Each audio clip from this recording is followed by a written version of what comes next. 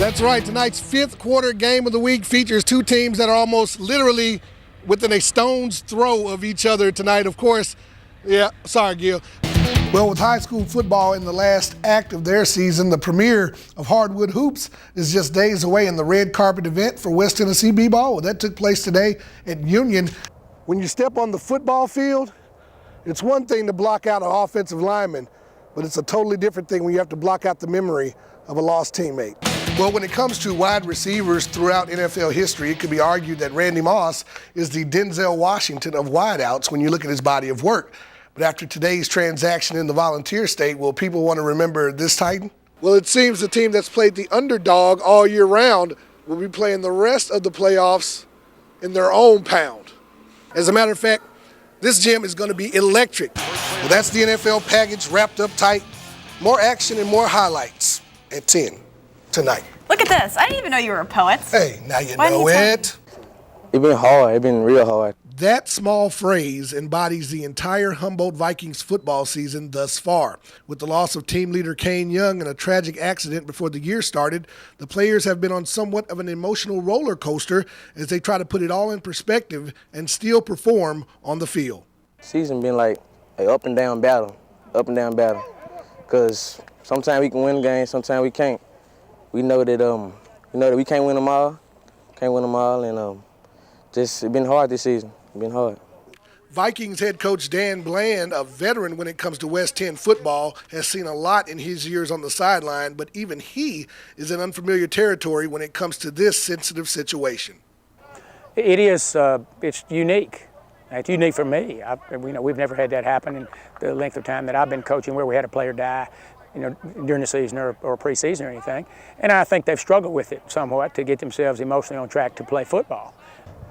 When you step on the football field, it's one thing to block out an offensive lineman, but it's a totally different thing when you have to block out the memory of a lost teammate.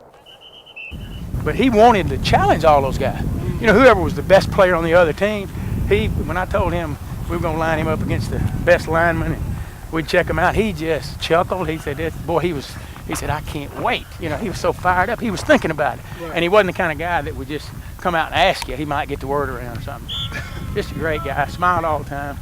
Everybody loved him. Kane was a leader on the team, and we really needed him this season because he was a big player. He was big, boy. He was real big, and we needed him. He was a real good leader. And he had his own self-motivation, and I think most of it was him. Now, we love him, for what he was, but he did a lot of that. And that's why we miss him so much, and we're so proud of him because of what he did. The kind of guy he was. When you glance at Mario Haynes, nothing jumps out about his physical stature. But when one takes a closer look, you'll notice that this runner has something special. Running is, some people think it's about, the physical endurance or anything like that. And Mario's just got heart, and that's what running's all about, is the heart, the inside. And that's what keeps an endurance runner going is what you have in the inside. Mario is training for the Special Olympics that'll take place in Jackson. His dream is to make it to the World Games in Greece in 2011, but he also has other goals. If I go to Greece, I'll represent J-Town. I'll put J-Town on the map if I go to Greece.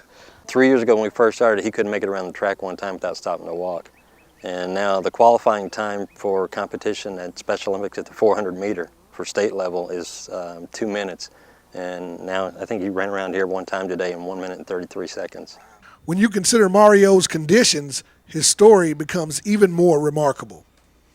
For most people, the act of getting out and running, whether it's just a mile or wanting to do a 5K or a 10K or a half marathon or a full marathon, it's a major achievement. When you stop and think, this is a gentleman with mild mental retardation and muscular dystrophy.